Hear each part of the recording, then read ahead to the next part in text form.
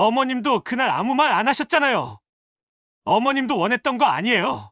마트에서 마주친 도윤의 입에서 믿을 수 없는 말이 흘러나왔습니다. 나는 겁에 질려서 움직일 수 없었어요. 그걸 동의라고 생각한 거예요? 어머님, 조심하세요. 이 일이 밖으로 나가면 어머님도 곤란해지실 거예요. 협박이 시작되었고 며칠 후 현관문 아래로 그날 밤의 사진이 들어왔습니다. 오늘 사연 시작하기 전에 구독과 좋아요 부탁드립니다. 구독과 좋아요는 무료입니다. 여러분의 구독과 좋아요는 큰 힘이 됩니다. 서울 외곽의 30년 된 아파트 단지는 새벽이면 고요합니다. 낡은 건물들 사이로 첫빛이 스며들 무렵 62세 윤정이는 어김없이 눈을 떴습니다. 시계는 새벽 5시 반을 가리키고 있었죠. 남편이 세상을 떠난 지 벌써 12년이 지났습니다. 처음엔 잠들 수 없을 만큼 고통스러웠던 밤들이 이제는 익숙한 일상이 되어버렸습니다. 정희는 천천히 몸을 일으켜 거실로 나왔습니다. 아무도 없는 집안은 조용했습니다. 텅 빈 소파, 혼자 앉기엔 너무 넓은 식탁, 벽에 걸린 가족 사진들만이 과거의 온기를 기억하고 있었죠. 정희는 부엌으로 걸어가 커피를 내리기 시작했습니다. 원두를 갈고 물을 끓이고 드리퍼에 천천히 물을 부으면서 그녀는 하루를 시작했습니다.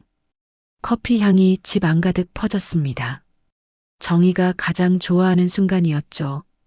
이 고요한 시간만큼은 외로움도 잠시 잊을 수 있었으니까요.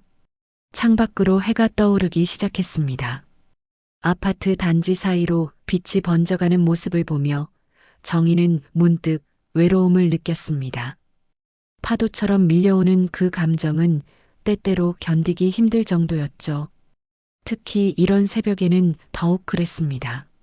남편과 함께 커피를 마시던 시간이 떠올랐기 때문입니다. 남편은 늘 신문을 펼쳐놓고 안경을 고쳤으며 세상 돌아가는 이야기를 들려주곤 했습니다. 정희는 그 목소리가 그리웠습니다. 하지만 정희는 익숙하게 그 감정을 삼켰습니다. 혼자 사는 게 이제는 당연한 일이 되어버렸으니까요. 다행히 딸 수진이 있었습니다. 수진은 결혼 후에도 엄마 걱정에 같은 동네로 이사를 왔습니다. 아파트 단지가 다르긴 했지만 걸어서 10분이면 닿을 수 있는 거리였죠. 일주일에 2~3번은 꼭 찾아와 안부를 물었습니다. 그럴 때마다 정희는 마음이 따뜻해졌습니다. 딸이 옆에 있다는 것만으로도 큰 위안이 되었으니까요. 수지는 정희의 냉장고를 확인하고 반찬을 채워주고 이런저런 이야기를 나누었습니다. 하지만 사위 박도윤은 조금 달랐습니다. 도윤이는 언제나 예의 바르고 공손했습니다. 어머님하고 부르는 목소리도 정중했죠. 선물도 자주 가져왔고 정희의 말에 고개를 끄덕이며 귀 기울였습니다. 하지만 어딘가 거리감이 느껴졌습니다. 마치 보이지 않는 벽을 쌓아놓은 것처럼 가까이 다가올 듯 하면서도 멀게만 느껴지는 사람이었습니다. 눈을 마주치면 금방 시선을 피했고 대화도 필요한 말만 주고받았습니다. 정희는 그게 요즘 젊은 사람들의 방식이라고 생각했습니다. 사위와 장모 사이가 원래 그런 거라고 이해하려 했죠.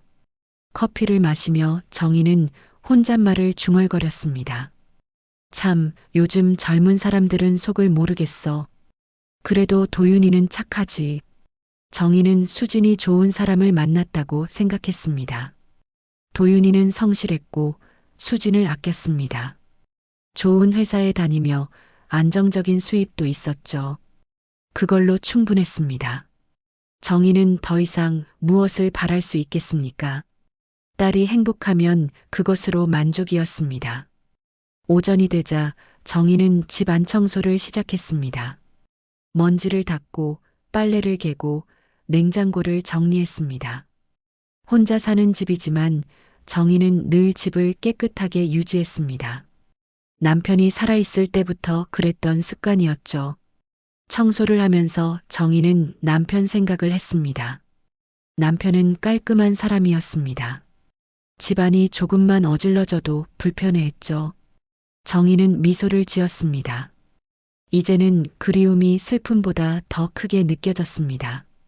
세월이 상처를 아물게 해준 셈이었죠. 아직 구독과 좋아요를 누르지 않으셨다면 구독과 좋아요 부탁드립니다. 여러분의 구독과 좋아요는 큰 힘이 됩니다. 청소를 마친 정희는 간단하게 점심을 먹었습니다. 냉장고에 있던 나물과 된장찌개로 소박한 한 끼를 차렸죠. 혼자 먹는 밥상은 언제나 쓸쓸했지만 정희는 익숙해졌습니다. 밥을 먹으며 정희는 텔레비전을 켰습니다. 뉴스가 나왔고 아나운서가 세상 돌아가는 이야기를 전했습니다. 정희는 그 소리를 들으며 밥을 먹었습니다. 누군가의 목소리가 있다는 것만으로도 집이 덜 허전하게 느껴졌으니까요. 점심을 먹고 나서 정희는 베란다에 앉아 책을 읽었습니다.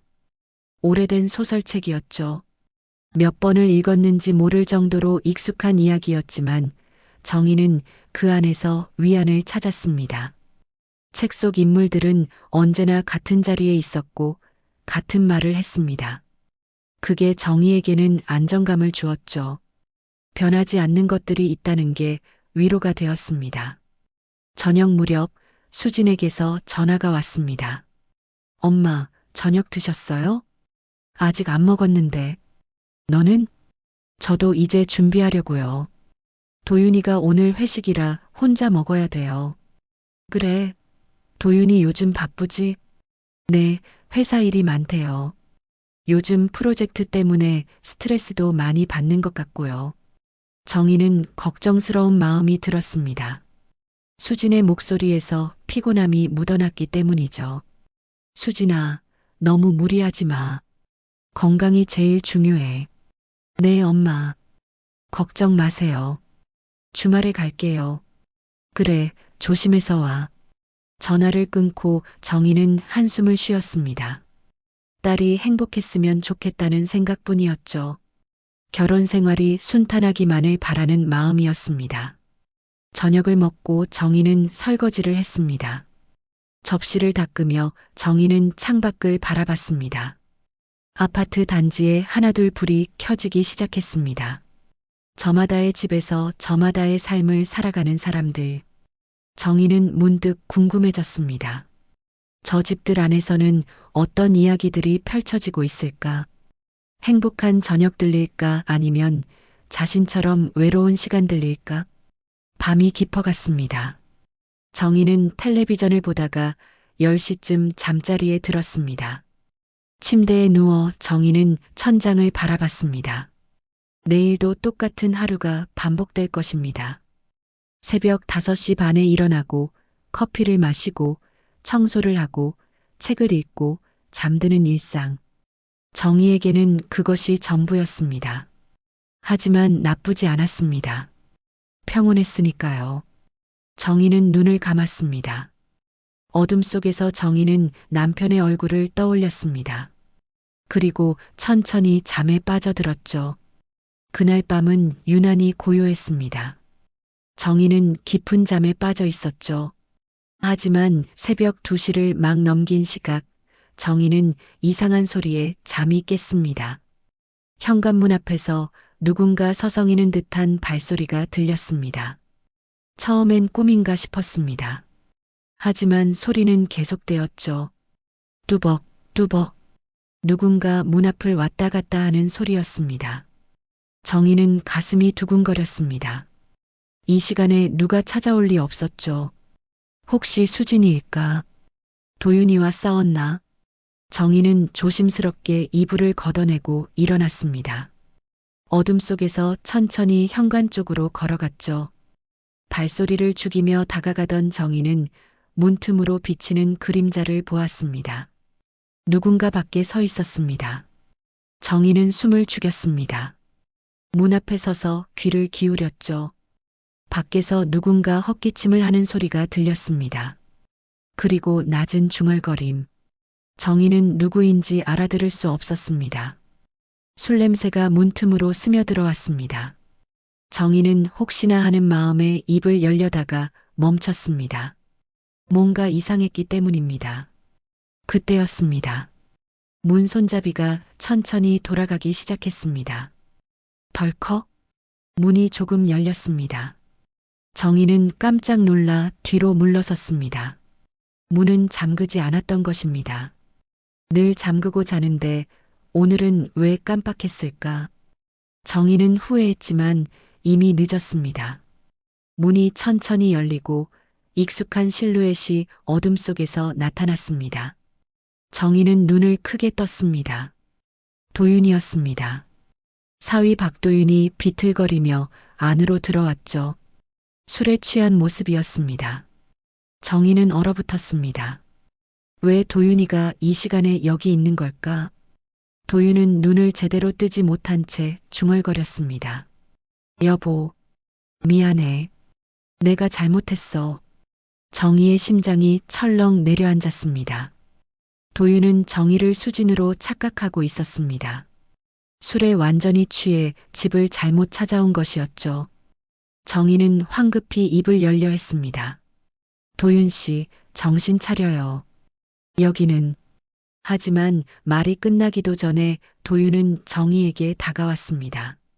비틀거리며 정희의 팔을 잡았죠. 정희는 뒤로 물러나려 했지만 도윤의 힘이 생각보다 셌습니다. 도윤은 눈을 감은 채 계속 중얼거렸습니다. 미안해. 정말 미안해. 내가 너무 바빠서. 내가 잘못했어. 정희는 공포를 느꼈습니다. 도윤이 완전히 정신을 잃은 상태였기 때문입니다. 정희는 도윤을 밀어내려 했지만 도윤은 정희를 꼭 안았습니다. 마치 수진을 안듯이. 정희는 숨이 막혔습니다. 몸이 굳어버렸죠. 손끝이 떨렸고 머릿속이 하얘졌습니다. 이럴 수가. 이게 무슨. 정희는 말을 잇지 못했습니다. 도윤은 여전히 눈을 감은 채 정희를 안고 있었습니다. 정희는 온몸이 얼어붙은 듯 했습니다. 어떻게 해야 할지 알 수 없었죠. 소리를 지르면 도윤이 깰까? 아니면 더 큰 일이 벌어질까? 정희는 두려웠습니다. 시간이 멈춘 것 같았습니다. 정희는 그저 서 있을 수밖에 없었습니다. 도윤의 숨소리가 거칠게 들렸고 술 냄새가 코를 찔렀습니다. 정희는 눈을 질끈 감았습니다. 이 상황이 빨리 끝나기를 바라며. 얼마나 지났을까? 도윤이 천천히 정희를 놓았습니다. 비틀거리며 뒤로 물러섰죠. 그리고는 소파에 주저앉았습니다. 정희는 가슴을 쓸어내리며 뒤로 물러났습니다. 도윤은 소파에 기대어 눈을 감았습니다. 곧 코를 골기 시작했죠. 정희는 그 자리에 서서 도윤을 바라봤습니다. 어떻게 해야 할까? 수진에게 전화를 해야 할까? 아니면 도윤을 깨워서 내보내야 할까? 하지만 정희는 아무것도 할 수 없었습니다. 몸이 움직이지 않았죠. 정희는 그저 멍하니 서 있을 뿐이었습니다. 한참을 그렇게 서 있던 정희는 천천히 방으로 돌아갔습니다. 문을 닫고 침대에 앉았죠. 손이 여전히 떨렸습니다. 정희는 두 손으로 얼굴을 감싸며 눈을 감았습니다. 방금 일어난 일이 믿기지 않았습니다. 꿈이었으면 좋겠다고 생각했죠. 하지만 현실이었습니다. 거실에서 도윤의 코 고는 소리가 들렸으니까요. 정희는 잠을 이룰 수 없었습니다. 그저 침대에 앉아 새벽이 오기를 기다렸죠. 창밖은 여전히 어두웠고 시간은 느리게 흘렀습니다. 정희는 생각했습니다. 도윤에게 이 일을 말해야 할까? 수진에게는 어떻게 해야 할까? 하지만 정희는 결정할 수 없었습니다. 머릿속이 복잡했죠. 도윤은 술에 취해 아무것도 기억하지 못할 것입니다. 그렇다면 이 일을 없던 일로 해야 할까? 새벽 5시가 되자 창밖이 밝아지기 시작했습니다. 정희는 조심스럽게 방문을 열고 거실을 확인했습니다.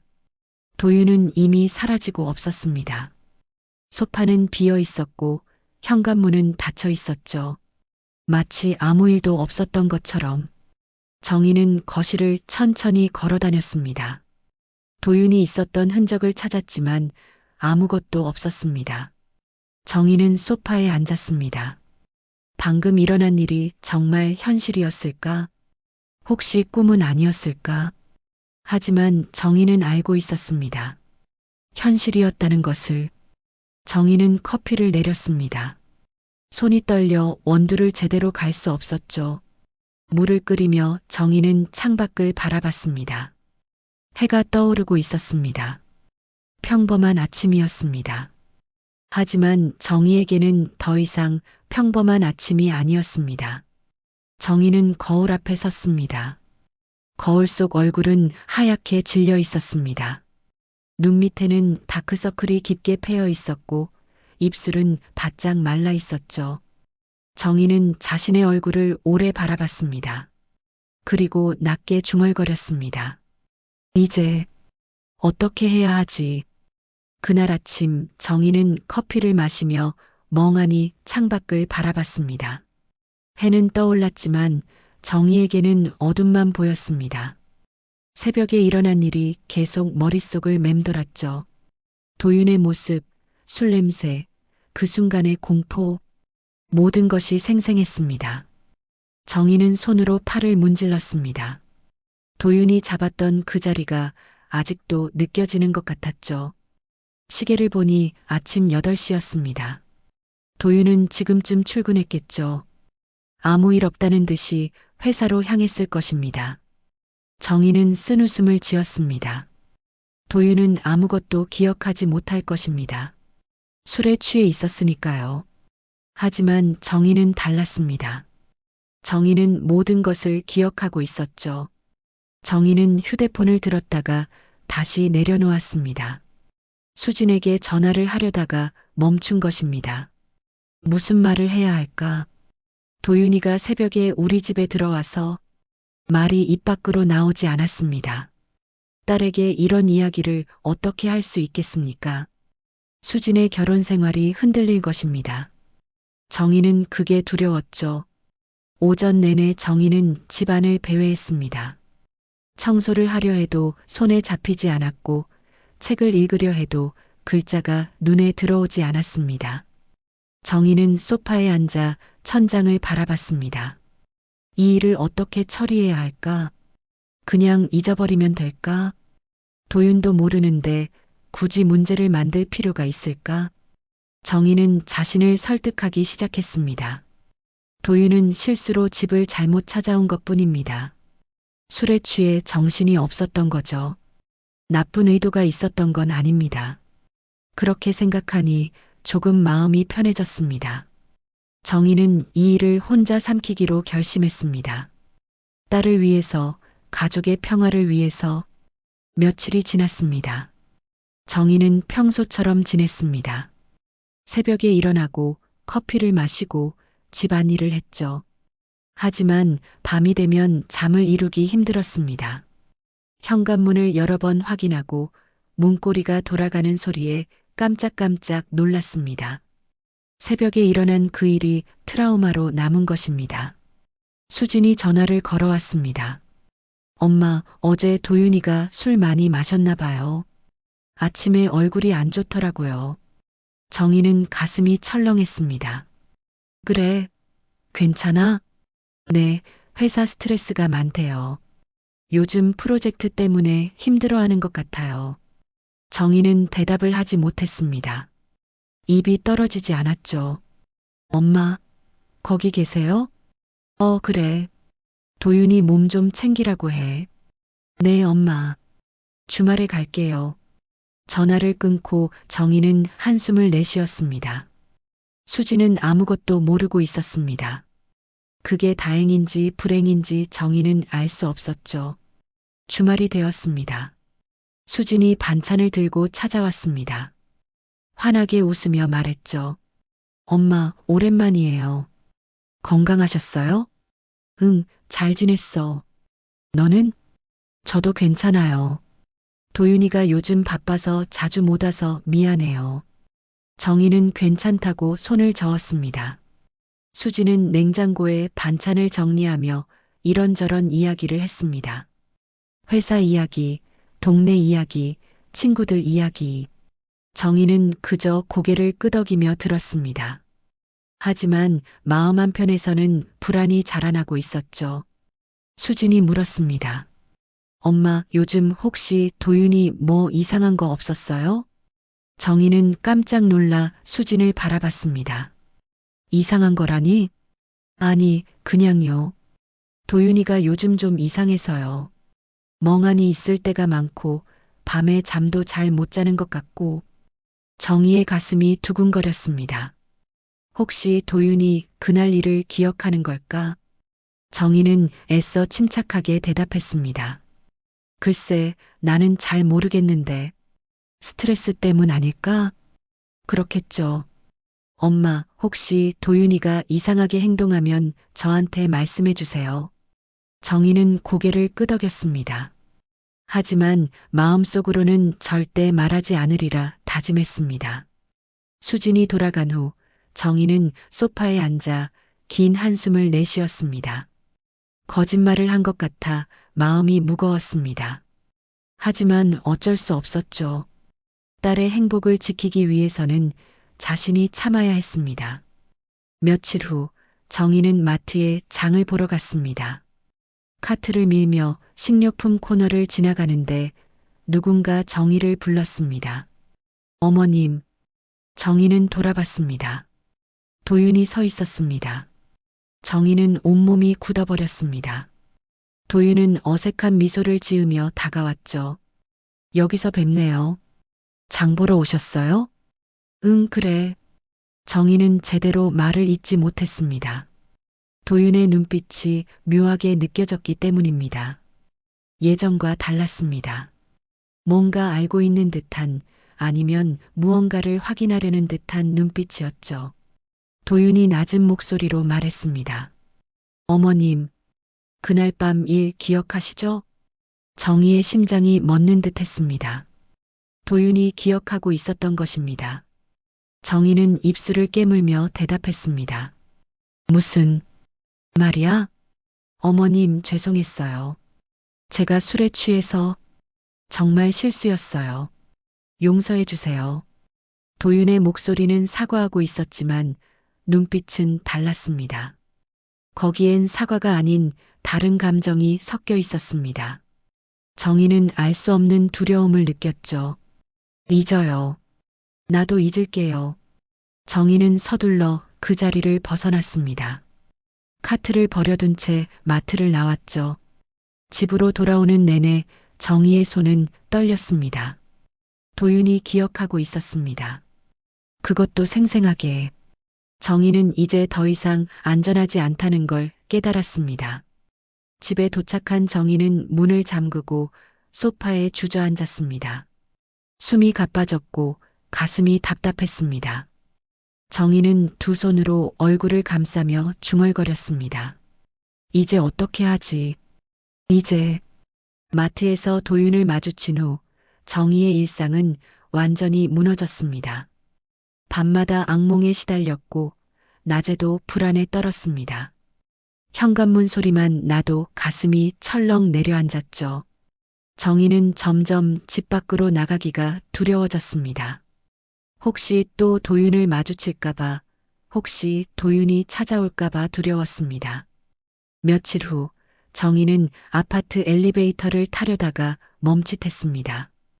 엘리베이터 안에 도윤이 서 있었기 때문입니다. 정희는 뒤로 물러서려 했지만 도윤이 정희를 보고 말했습니다. 어머님, 타세요. 정희는 어쩔 수 없이 엘리베이터에 올랐습니다. 문이 닫히고 둘만 남았습니다. 침묵이 흘렀죠. 정희는 숨소리마저 죽이며 서 있었습니다. 층수가 올라가는 소리만 들렸습니다. 도윤이 먼저 입을 열었습니다. 어머님, 그날 일 정말 죄송했어요. 정희는 대답하지 않았습니다. 도윤이 계속 말했죠. 저도 제가 뭘 한 건지 정확히 기억이 안 나요.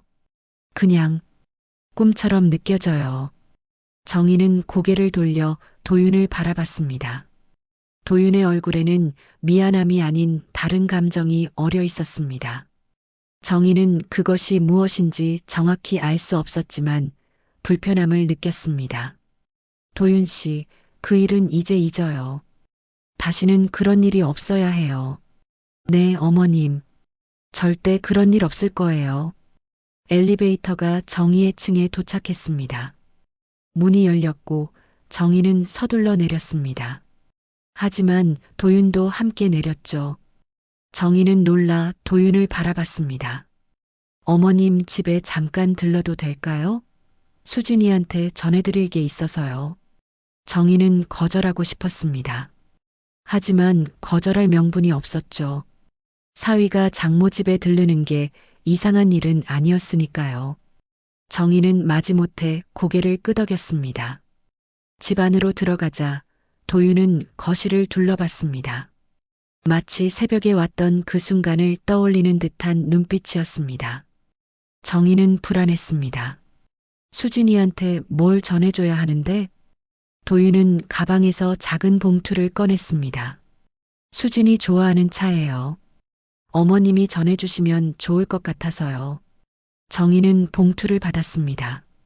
도윤은 소파에 앉으며 말했습니다. 어머님, 물 한 잔만 주실 수 있을까요? 정희는 부엌으로 가서 물을 따랐습니다. 손이 떨려 물이 컵 밖으로 흘렀죠. 정희는 황급히 물을 닦아내고 거실로 돌아왔습니다. 도윤에게 물을 건네며 정희는 빨리 돌아가기를 바랐습니다. 하지만 도윤은 물을 천천히 마시며 말했습니다. 어머님, 혼자 사시기 불편하시죠? 아니, 괜찮아. 외로우실 것 같은데. 저희가 더 자주 와야 하는데 요즘 바빠서 죄송해요. 도윤의 목소리는 부드러웠지만 정희는 그 안에서 무언가 다른 것을 느꼈습니다. 마치 경계를 시험하는 듯한 느낌이었죠. 괜찮아. 너희들 바쁜 거 아니까. 도윤은 물을 다 마시고 일어섰습니다. 그리고 현관으로 걸어가다가 멈췄습니다. 정희가 그날 밤 서 있던 자리였죠. 도윤은 그곳을 바라보며 중얼거렸습니다. 그날 밤, 여기 서 계셨죠? 정희의 등에 식은땀이 흘렀습니다. 도윤은 정희를 돌아보며 말했습니다. 이상하게 그날 일이 자꾸 생각나요. 꿈인지 현실인지 헷갈리는데 어머님 향수 냄새가 기억나요. 정희는 숨을 삼켰습니다. 도윤이 무슨 말을 하려는 건지 알 수 없었지만 두려움이 밀려왔습니다. 도윤 씨, 이제 그만 가봐요. 수진이가 기다릴 거예요. 도윤은 고개를 끄덕였습니다. 하지만 문을 나서며 다시 한번 정희를 돌아봤습니다. 그 눈빛 속에는 사과도 미안함도 없었습니다. 다른 무언가가 있었죠. 정희는 그것이 무엇인지 알고 싶지 않았습니다. 도윤이 떠나고 정희는 문을 잠갔습니다. 한 번, 두 번, 세 번. 확인하고 또 확인했죠. 정희는 소파에 앉아 얼굴을 두 손으로 감쌌습니다. 눈물이 흘러내렸습니다. 그날 이후 도윤은 자주 찾아왔습니다. 처음엔 일주일에 한 번, 그 다음엔 일주일에 두 번. 항상 수진 몰래였습니다. 어머님 안부 차라는 핑계를 대며 들렀죠. 정희는 거절할 수 없었습니다. 거절하면 이상하게 보일 것 같았기 때문입니다. 도윤이 올 때마다 정희는 불안했습니다. 도윤은 점점 편하게 행동했습니다. 소파에 앉아 오래 머물렀고 냉장고를 열어 물을 마시기도 했죠. 마치 자신의 집처럼 행동했습니다. 정희는 그게 싫었지만 아무 말도 할 수 없었습니다. 어느 날 저녁 도윤이 늦은 시간에 찾아왔습니다. 정희는 이미 잠옷으로 갈아입은 상태였죠. 도윤 씨, 너무 늦었어요. 내일 오면 안 돼요? 어머님, 잠깐만요.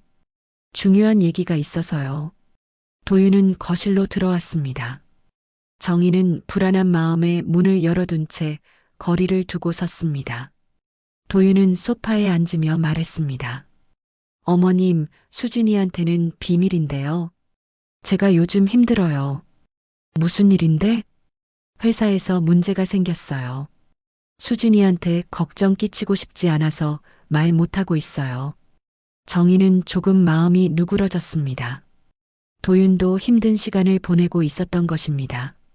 수진이한테 말하는 게 좋지 않을까? 아니요. 수진이는 모르는 게 나아요. 어머님만 알고 계세요. 도윤은 일어나 정희에게 다가왔습니다. 너무 가까이 다가와서 정희는 뒤로 물러섰습니다. 도윤은 정희의 어깨에 손을 올리며 말했습니다. 어머님, 제 편이 되어주세요. 정희는 도윤의 손을 떼어냈습니다. 도윤 씨, 이제 가봐요. 늦었어요. 도윤은 잠시 정희를 바라보다가 고개를 끄덕였습니다. 그리고 천천히 현관으로 걸어갔죠. 문을 나서며 도윤은 말했습니다. 어머님, 감사해요. 자주 올게요. 문이 닫히고 정희는 그 자리에 서서 한참을 움직이지 못했습니다. 무언가 잘못되고 있다는 느낌이 들었습니다. 도윤의 행동이 점점 선을 넘고 있었죠. 정희는 이제 더 이상 참을 수 없다는 걸 깨달았습니다. 도윤이 떠난 후 정희는 한숨도 자지 못했습니다. 천장을 바라보며 밤을 지새웠죠. 도윤의 행동은 점점 이상해지고 있었습니다. 처음엔 사과였고 그 다음엔 자주 찾아오기 시작했고 이제는 선을 넘고 있었습니다. 정희는 더 이상 혼자 감당할 수 없다는 걸 느꼈습니다. 새벽이 되자 정희는 침대에서 일어났습니다. 커피를 내리며 생각했죠. 수진에게 말해야 할까? 하지만 여전히 용기가 나지 않았습니다. 딸의 결혼 생활을 무너뜨릴 수는 없었으니까요. 정희는 다른 방법을 찾아야 했습니다. 그날 오후 정희는 현관문 아래로 무언가 들어오는 소리를 들었습니다. 편지함에서 봉투 하나가 밀려 들어왔죠. 정희는 이상한 예감에 봉투를 집어들었습니다. 두꺼운 갈색 봉투였고 발신인 이름은 없었습니다. 정희는 봉투를 뜯었습니다. 안에는 사진 한 장이 들어 있었죠. 정희는 사진을 보자마자 숨이 멎었습니다. 사진 속에는 정희의 집 현관문 앞에 선 도윤의 모습이 찍혀 있었습니다. 그날 새벽의 모습이었죠. 각도로 봐서 누군가 일부러 찍은 것이 분명했습니다. 정희의 손이 떨렸습니다. 누가 이걸 찍은 걸까? 그리고 왜 지금 보낸 걸까? 정희는 사진을 뒤집어 봤습니다. 뒷면에는 펜으로 쓴 글씨가 있었죠. 알고 있습니다. 곧 연락하겠습니다. 정희는 소파에 주저앉았습니다. 누군가 그날 밤을 알고 있었습니다. 그것도 증거까지 가지고 있었죠. 정희는 공포를 느꼈습니다. 이게 협박인가? 누가 무엇을 원하는 걸까? 며칠 동안 정희는 전화를 기다렸습니다. 하지만 아무도 연락하지 않았습니다. 그 침묵이 더 두려웠죠. 정희는 밤마다 악몽을 꾸었습니다. 누군가 자신을 지켜보고 있다는 느낌이 들었습니다.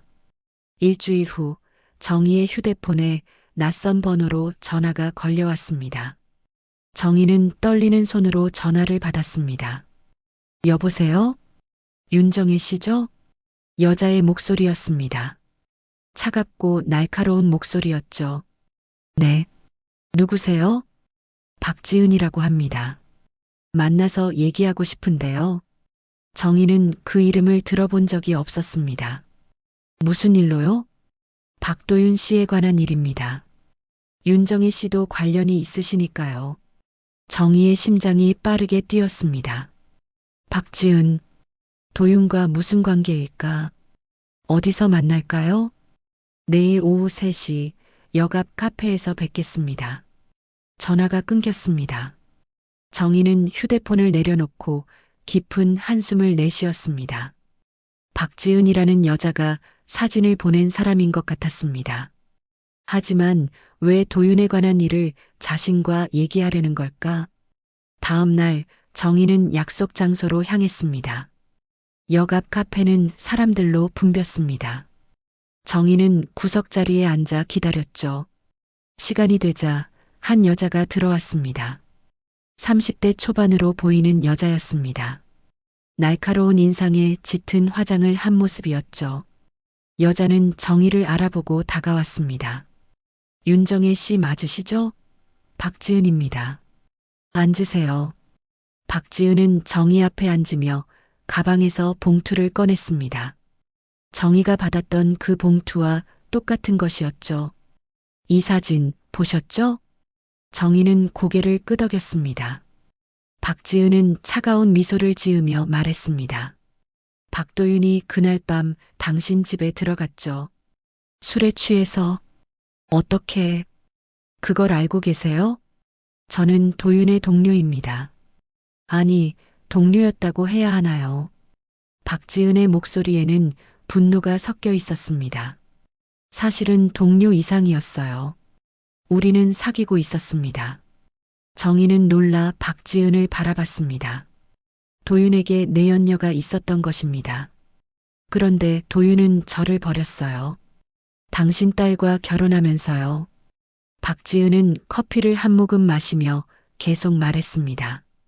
도윤은 저한테 결혼은 형식일 뿐이라고 했어요. 하지만 거짓말이었죠. 결혼하고 나서 저를 완전히 끊어버렸어요. 정희는 입을 다물고 있었습니다. 박지은의 이야기가 어디로 향하는지 알 수 없었죠. 그래서 저는 복수하기로 했어요. 도윤의 모든 걸 망가뜨리기로요. 박지은은 봉투에서 사진 몇 장을 더 꺼냈습니다. 모두 도윤이 정희의 집 앞에 서 있는 모습이었습니다. 여러 날짜에 찍힌 사진들이었죠. 도윤이 당신 집에 자주 가더라고요. 왜일까 궁금했어요. 그래서 지켜봤죠. 그리고 그날 밤을 찍게 됐어요. 정희는 소름이 돋았습니다. 박지은이 자신을 감시하고 있었던 것입니다. 당신은 뭘 원하는 거죠? 박지은은 차갑게 웃었습니다. 간단해요. 이 사진들을 인터넷에 뿌릴 수도 있어요. 제목은 뭐가 좋을까요? 사위와 장모의 춤은? 아니면 새벽의 미래? 정희는 얼굴이 하얗게 질렸습니다. 그건 오해예요. 아무 일도 없었어요. 오해든 진실이든 중요하지 않아요. 사람들은 믿고 싶은 걸 믿을 테니까요. 박지은은 몸을 앞으로 기울이며 말했습니다. 도윤이 제 인생을 망쳐놨어요.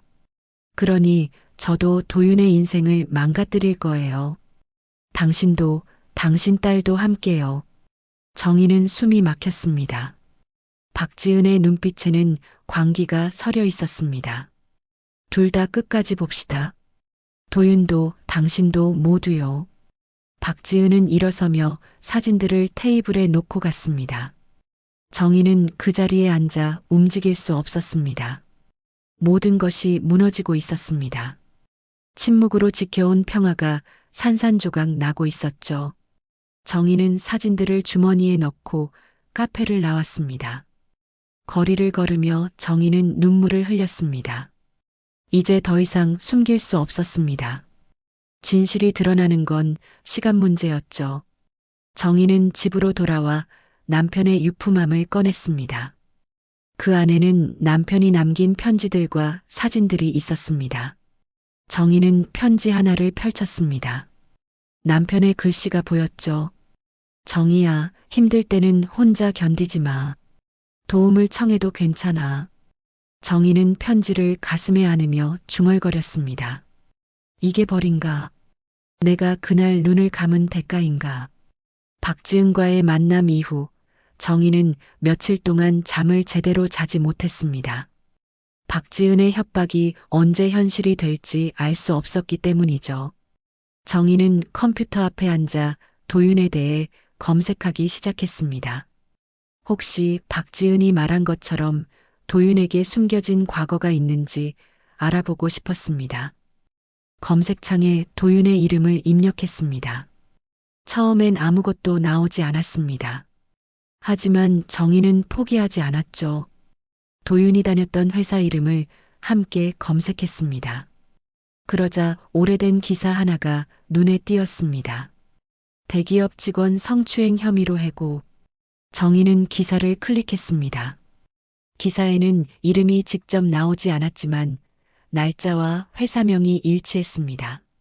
정희는 손을 떨며 기사를 읽어내려갔죠. 기사에 따르면 한 남성 직원이 여성 동료를 성추행한 혐의로 해고되었다고 했습니다. 피해자는 회사를 그만두었고 남성 직원은 다른 회사로 이직했다고 적혀 있었습니다. 정희는 등골이 오싹해졌습니다. 도윤이 바로 그 사람이었던 것입니다. 수지는 이 사실을 알고 있을까? 아니, 알 리 없었습니다. 수진이 알았다면 도윤과 결혼하지 않았겠죠. 정희는 더 깊이 파고들었습니다. 커뮤니티 게시판을 뒤지고 관련 기사를 찾아봤습니다. 그러던 중 한 익명 게시글을 발견했습니다. 글쓴이는 자신이 피해자라고 밝히며 당시 상황을 자세히 적어 놓았습니다. 글 말미에는 이런 문장이 있었죠. 그 사람은 지금도 잘 살고 있습니다. 결혼까지 했더라고요. 피해자인 저는 아직도 악몽에 시달리는데 말이죠. 정희는 가슴이 답답해졌습니다. 그 피해자가 박지은이라는 걸 직감적으로 알 수 있었습니다. 모든 조각이 맞춰지기 시작했죠. 박지은은 단순히 내연녀가 아니었습니다. 도윤의 피해자였고 복수를 꿈꾸고 있었던 것입니다. 정희는 컴퓨터를 끄고 깊은 생각에 잠겼습니다. 도윤은 위험한 사람이었습니다. 과거에도 그랬고 지금도 그러고 있었죠. 정희 자신도 어쩌면 도윤의 또 다른 피해자였습니다. 그리고 무엇보다 수진이 위험했습니다. 딸을 그런 사람과 함께 두어서는 안 되었죠. 그날 밤 정희는 결심했습니다. 더 이상 침묵하지 않기로. 수진에게 모든 것을 말하기로. 하지만 그 전에 확실한 증거가 필요했습니다. 박지은처럼 감정에 휘둘려서는 안 되었죠. 정희는 계획을 세우기 시작했습니다. 다음 날 정희는 작은 녹음기를 샀습니다. 휴대폰 크기만 한 작은 것이었죠. 도윤이 다시 찾아오면 대화를 녹음하기로 했습니다. 도윤의 본색을 드러낼 수 있는 증거를 확보하기 위해서였습니다. 며칠 후 예상대로 도윤이 찾아왔습니다. 저녁 8시쯤이었죠. 정희는 녹음기를 주머니에 넣고 문을 열었습니다. 어머님, 안녕하세요. 도윤은 평소처럼 공손하게 인사했습니다. 하지만 정희는 이제 도윤에 가면 뒤를 알고 있었습니다. 들어와요. 도윤은 거실로 들어와 소파에 앉았습니다. 정희는 녹음기를 켜고 도윤 맞은편에 앉았죠. 무슨 일로 왔어요? 어머님, 요즘 어떠세요? 건강하시죠? 괜찮아요. 근데 도윤 씨는 어때요? 회사 일은 좀 나아졌어요? 도윤의 표정이 굳어졌습니다. 회사요. 사실 요즘 힘든 일이 있어요. 무슨 일인데요?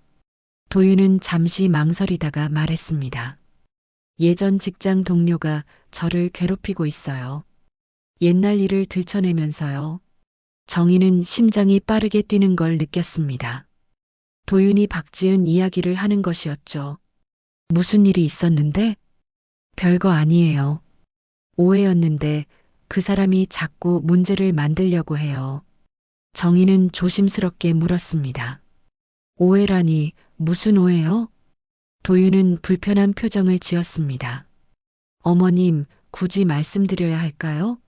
좋지 않은 얘기예요. 말해봐요. 어떤 오해였는지. 도윤은 한숨을 쉬며 말했습니다.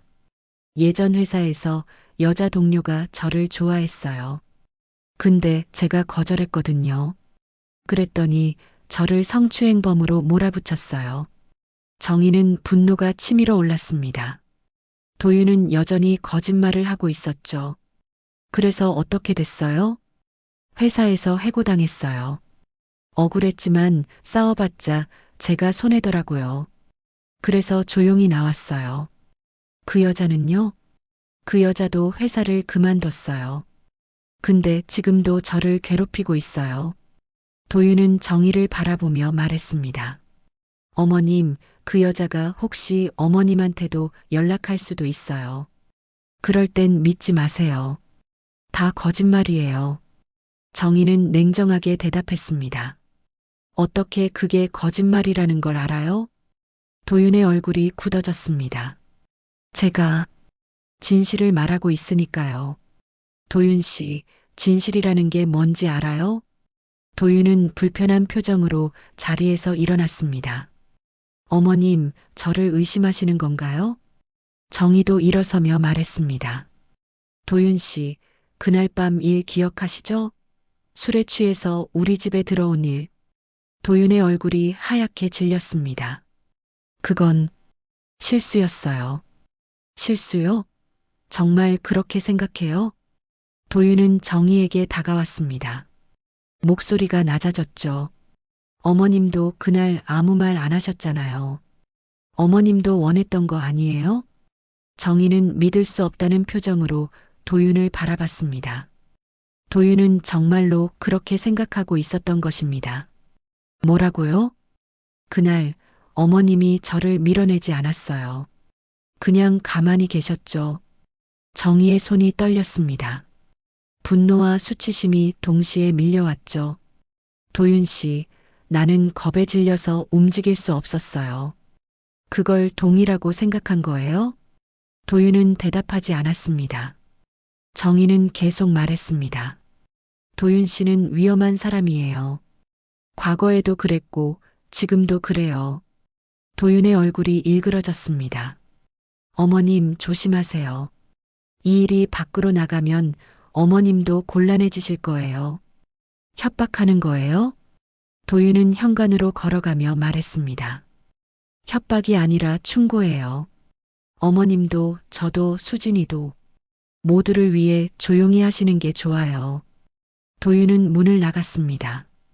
정희는 그 자리에 서서 떨고 있었습니다. 녹음기는 모든 대화를 담고 있었습니다. 정희는 녹음기를 꺼내 재생 버튼을 눌렀습니다. 도윤의 목소리가 선명하게 들렸죠. 어머님도 원했던 거 아니에요?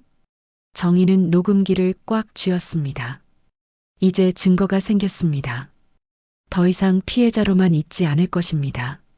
녹음 파일을 확보한 정희는 더 이상 두려워하지 않기로 했습니다.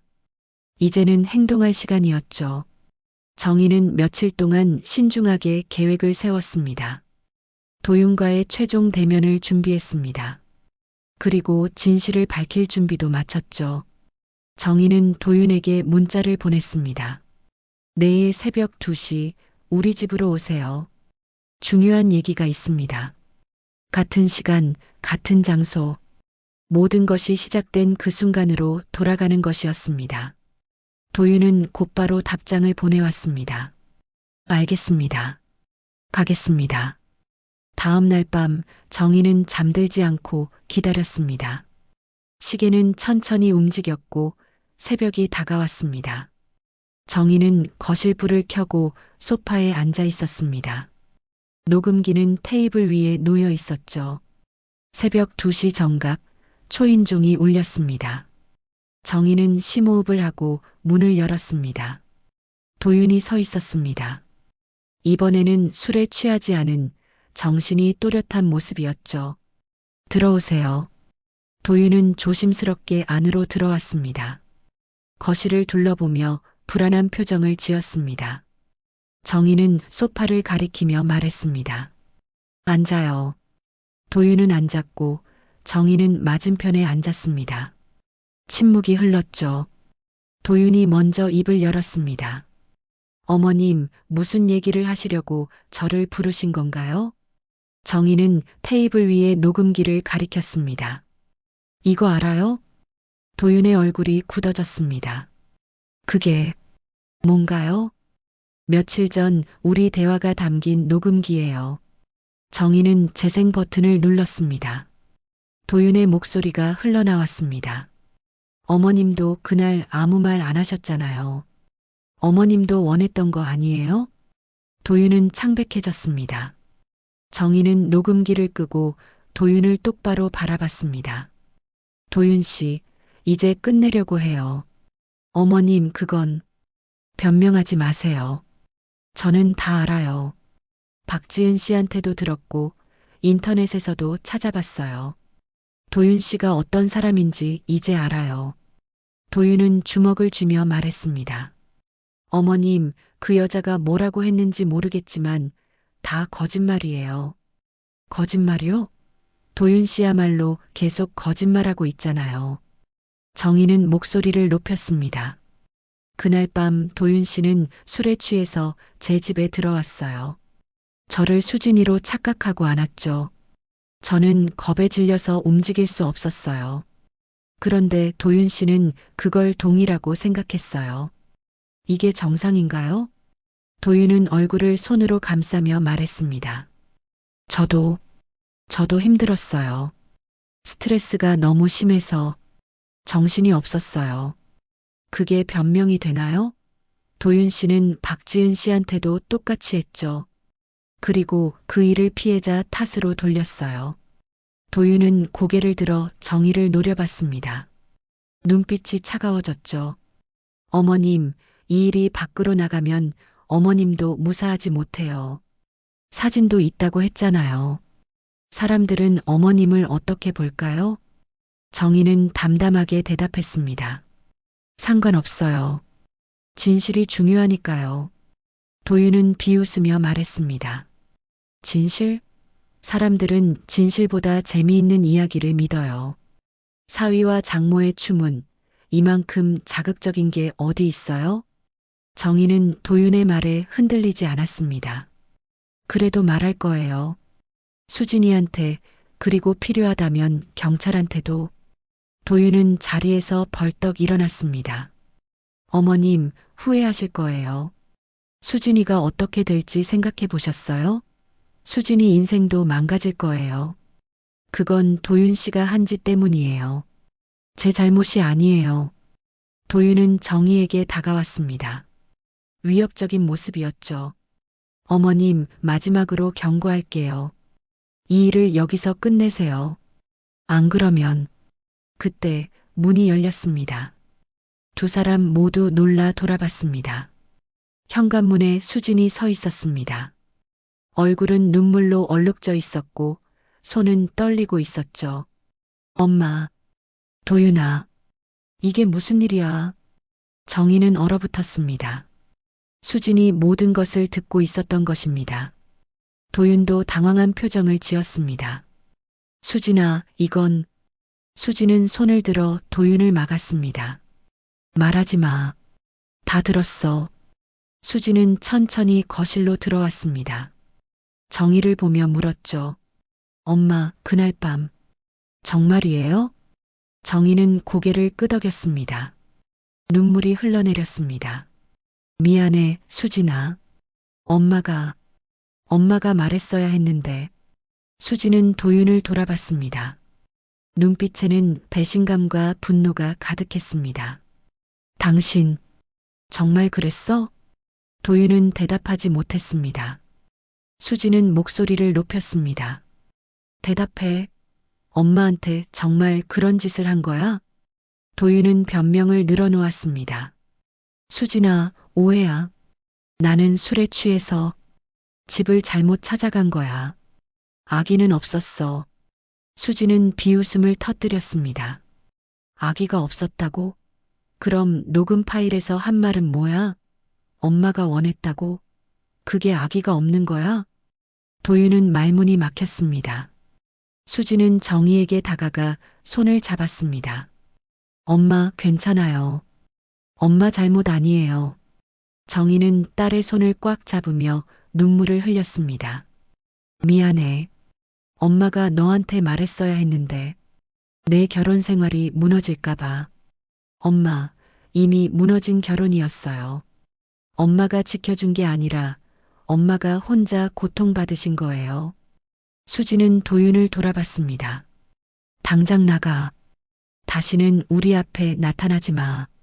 도윤은 입술을 깨물며 현관으로 걸어갔습니다. 문을 나서며 마지막으로 돌아봤지만 아무 말도 하지 못했습니다. 문이 닫히고 정희와 수진만 남았습니다. 수진은 엄마를 안았습니다. 두 사람은 한참을 그렇게 안고 있었습니다. 정희는 딸의 품에서 처음으로 마음 놓고 울었습니다. 숨겨왔던 고통이 터져 나왔죠. 엄마, 이제 괜찮아요. 우리 함께 이겨내요. 정희는 고개를 끄덕였습니다. 창밖으로 새벽빛이 들어오기 시작했습니다. 긴 어둠이 지나가고 새로운 아침이 오고 있었습니다. 새벽에 되면 이후 며칠이 흘렀습니다. 도윤은 집을 나갔고 수지는 이혼 절차를 시작했습니다. 정희는 딸이 곁에 있어 든든했습니다. 두 사람은 함께 이 어려운 시간을 견뎌냈죠. 어느 날 오후 정희는 박지은에게서 전화를 받았습니다. 윤정혜 씨, 저예요. 박지은이요. 무슨 일이세요? 만나서 얘기하고 싶어요. 마지막으로요. 정희는 잠시 망설였지만 만나기로 했습니다. 지난번과 같은 카페에서 두 사람은 마주 앉았습니다.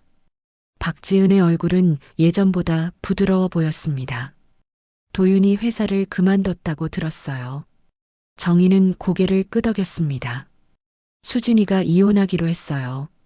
박지은은 커피를 한 모금 마시며 말했습니다. 사실 미안해요. 당신을 협박한 것. 정희는 놀라 박지은을 바라봤습니다. 저는 복수에 눈이 멀어 있었어요. 도윤을 망가뜨리는 것만 생각했죠. 그 과정에서 당신도 다치게 만들었어요. 박지은의 눈에서 눈물이 흘렀습니다. 당신도 피해자였는데 저는 그걸 이용하려고 했어요. 정말 미안해요. 정희는 박지은의 손을 잡았습니다. 괜찮아요. 당신도 많이 아팠을 거예요.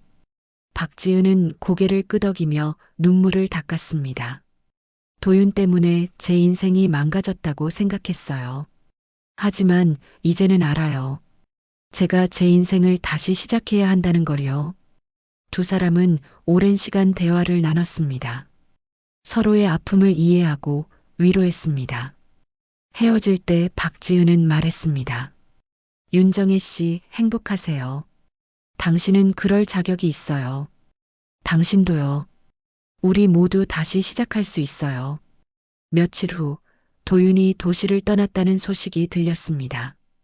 회사를 그만두고 다른 곳으로 이사를 갔다고 했습니다. 수지는 안도의 한숨을 내쉬었죠. 이제 정말 끝난 것 같아요, 엄마. 정희는 딸의 손을 잡으며 말했습니다.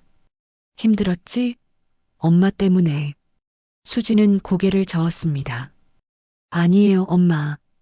엄마는 저를 지키려고 했던 거잖아요. 제가 미안해요.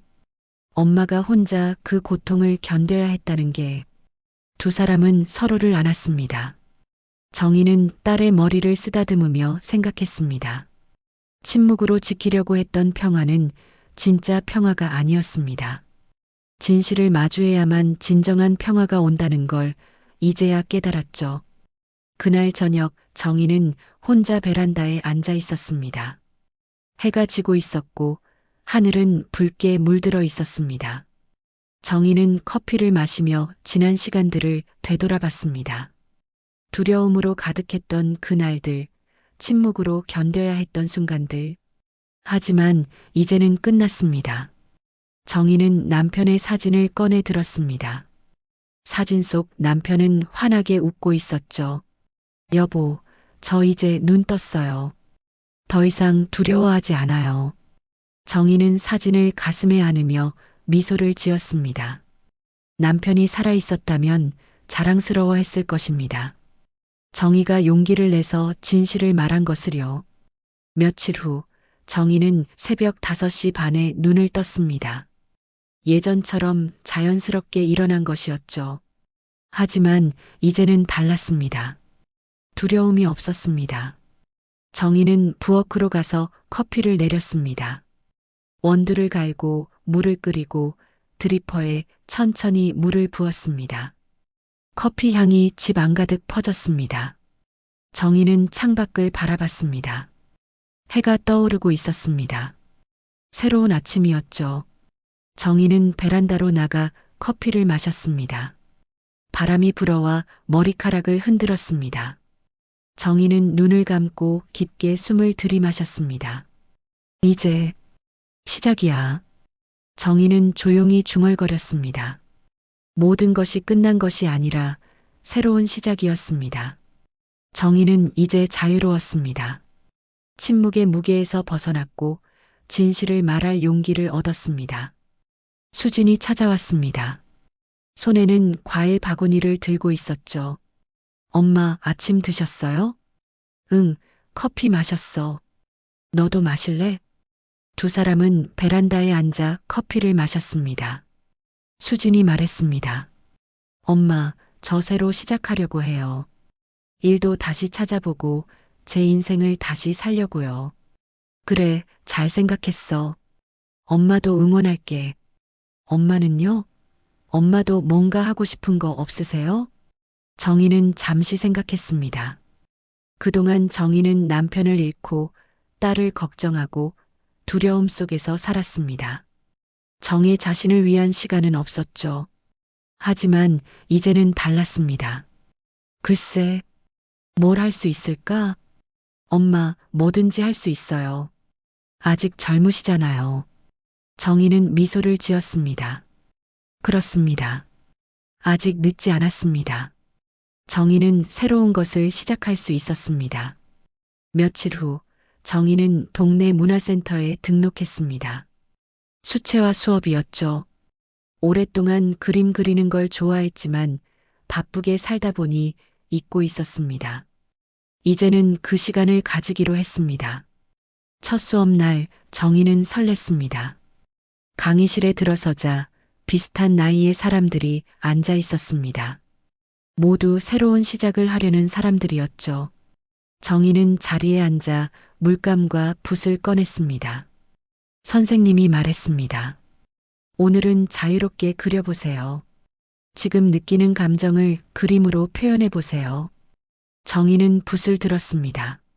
무엇을 그릴까 생각하다가 창밖을 바라봤습니다. 해가 떠오르고 있었습니다. 정희는 붓을 종이에 댔습니다. 주황색, 노란색, 붉은색, 새벽의 색깔들을 그렸습니다. 그림을 그리며 정희는 평온함을 느꼈습니다. 오랜만에 느끼는 행복이었죠. 정희는 깨달았습니다. 침묵으로 숨기려 했던 것들이 오히려 자신을 옭아매고 있었다는 것을. 진실을 말하고 용기를 내서 정희는 자유로워졌습니다. 그날 저녁 정희는 집으로 돌아와 그림을 벽에 걸었습니다. 새벽을 그린 그림이었습니다. 정희는 그림을 바라보며 중얼거렸습니다. 이제 눈을 떠야겠네. 정희는 창밖을 바라봤습니다. 저녁 노을이 지고 있었습니다. 하지만 내일이면 다시 해가 뜰 것입니다. 새로운 아침이 올 것입니다. 정희는 그 아침을 기다렸습니다. 더 이상 두렵지 않은 자유로운 아침을요. 정희는 커피를 한 모금 마셨습니다. 향기로운 커피였습니다. 모든 것이 새롭게 느껴졌죠. 정희는 미소를 지으며 조용히 말했습니다. 이제 시작이야. 오늘 사연 들어주셔서 감사합니다. 더 좋은 사연으로 찾아뵙겠습니다.